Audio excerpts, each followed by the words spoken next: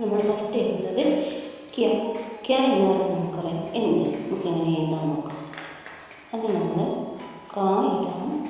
കാനോട് കൂടെ യാ എന്നൊരു ലെറ്റർ കൊടുക്കുക. യാ പ്ലസ് ആ സൗണ്ട്. യാ ഇക്വലാണെന്ത് ക്യ. ക യാ ക്യ. ക്യ എന്ന് പറഞ്ഞാൽ എന്താണ് അർത്ഥം? എന്ത്.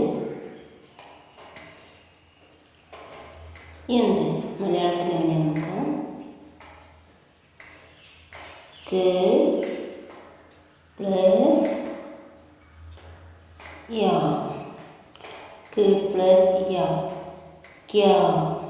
ഓക്കെ, ക്യ എന്ത്.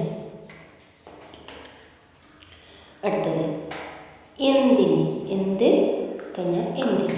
ഇതാ അതുകൊണ്ട് നമ്മൾ കാ തന്നെ എഴുതാം. ക പ്ലസ് യോ. സോറി യോ. ഇത് യാ എന്നായി. യാ എന്നാൽ എ സൗണ്ട് യോ. ക്യോ അല്ലേ? ക്യോ ഇങ്ങനെയാ. ക ഈക്വൽ ക്യോ. ക്യോ എന്തിന്. ക്യോ എന്തിന്. ഇങ്ങനെയോ. കേനോട് കൂടെ യോ സൗണ്ട്. ക്യോ. യോ സൗണ്ടാണ് കേട്ടോ. ക പ്ലസ് യോ ക്യോ. ക പിന്നെ യോ. ഓക്കെ. അടുത്തത് എപ്പോൾ. എപ്പോൾ എങ്ങനെയാണ്? കബ്. കബ് എങ്ങനെ എഴുതി നോക്കാം. കാ പ്ലസ് ബ.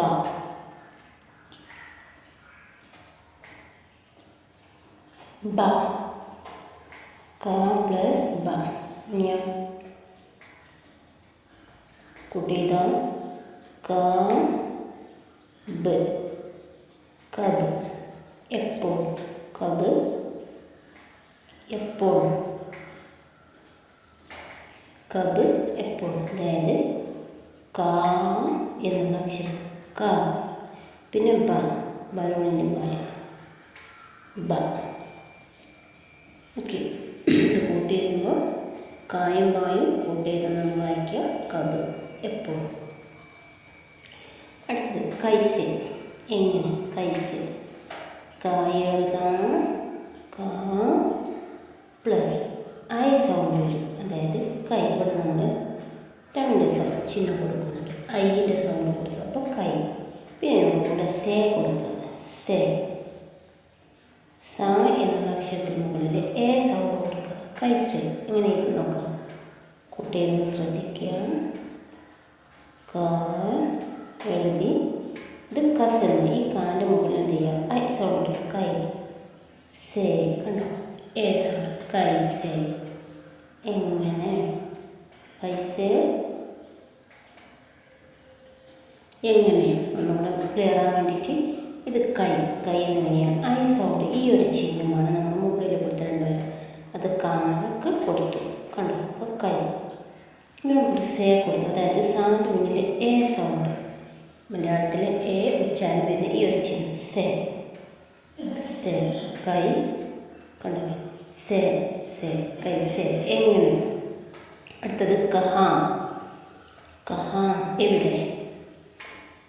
കാ പ്ലസ് എഴുതാൻ നോക്കാം. കഹാമെന്ന് കാഴെഴുത. കാന് കൂടെ ഹാം സൗണ്ട് കൊടുക്കുക. അതായത് ഹാ പ്ലസ് ആ സൗണ്ട്. പിന്നെ ആം സൗണ്ട്. കഹാ കൂട്ടി എഴുതുമ്പോൾ നമുക്ക് നോക്കാം. കാ ഹാ. കഹാ. കഹാ മീനിങ് എന്താ? എവിടെ. കഹാ എവിടെ. കഹാ എന്ന് പറഞ്ഞാൽ എവിടെ. നോക്കാം. കാ കണ്ടില്ലേ. കാ പ്ലസ് പിന്നെ ഹാ. നമുക്ക് ഹാസ്യത്തിൻ്റെ ഹാ. പിന്നെ ആ സൗണ്ട് കൊടുത്ത് കണ്ടില്ലേ. നീട്ടാൻ വേണ്ടിയിട്ട് നമ്മൾ ഒരു വരയാണ് കൊടുക്കുക. എന്തെങ്കിലും അത് കൊടുത്തു. പിന്നെ ആ സൗണ്ട് കണ്ടില്ലേ. ഹാ കഹാ എവിടെ. അടുത്ത നമുക്ക് എന്തിനു വേണ്ടി എങ്ങനെയാണ് ഹിന്ദിയിൽ പറയാം? കിസ് ലിയേ കിസ്. നമുക്ക് നോക്കാം. ക എന്നുള്ള അക്ഷരത്തിന് മുന്നിൽ നമ്മൾ ഇടതുവശത്ത് ലൈൻ കൊടുക്കുമ്പോൾ അത് കീ ആവും. കീ സ് പ്ലസ് സ കിസ് പ്ലസ് കിസ് ലൈൻ. അടുത്തത് ലിയെ. ലിയെ എന്നാകുമ്പോൾ അടുത്തൊരു വാക്കാണ്. എങ്ങനെ നോക്കാം? ല എന്നുള്ള അക്ഷരം നമുക്കറിയാം അല്ലേ? ഈ ല എന്ന ലെറ്ററിന് ഇടതുവശത്ത് ലൈൻ കൊടുത്തിട്ട് ലി.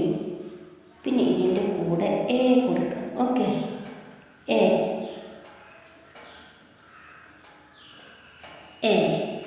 കിസ് ലിയെ കൂട്ടിയതുമായി കാണിക്കാം. കെ പ്ലസ് കണ്ടോ? K plus kiss kiss. അടുത്ത വാക്ക് ലിയേ. ലിയേ ലി എ കൊടുത്തു. ഈ ലി പിന്നെ എ ഒരുമിച്ച് ലിയേ. കിസ് ലിയേ വായിക്കുമ്പോൾ കിസ് ലിയേ. എന്തിനു വേണ്ടി.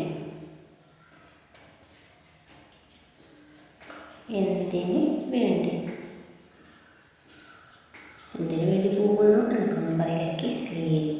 നമുക്ക് മലയാളം പെട്ടെന്ന് ക്ലിയർ ആക്കി തരാം. കി എങ്ങനെയാണ് മനസ്സിലാക്കി തരും? നമ്മുടെ ക എന്നുള്ള അക്ഷരം നമുക്കറിയാം. അതിന് ഈ സൗണ്ട്, ഈ ഒരു ചിഹ്നം കൊടുക്കുന്നതാണ് ഇടതുവശത്ത്. കണ്ടോ? ഹിന്ദിയിൽ ഇടതുവശം കൊടുക്കും ഈ സൗണ്ട്. പിന്നെ സ് എന്നത് നമുക്കറിയാം. സ എന്നുള്ള ലെറ്റർ തന്നെയാണ് കൊടുക്കുന്നത്. പിന്നെ അടുത്ത് ലി എന്നുള്ള പദം. ലി നമുക്കറിയാം. ല എന്നുള്ള ലെറ്ററിന് വള്ളി ഈ സൗണ്ട്. പിന്നെ എ കണ്ടോ? ലി എ ഈ എ എന്നുള്ള ലെറ്ററാണ് ഈ എ. കിസ് ലിയേ. എന്ത്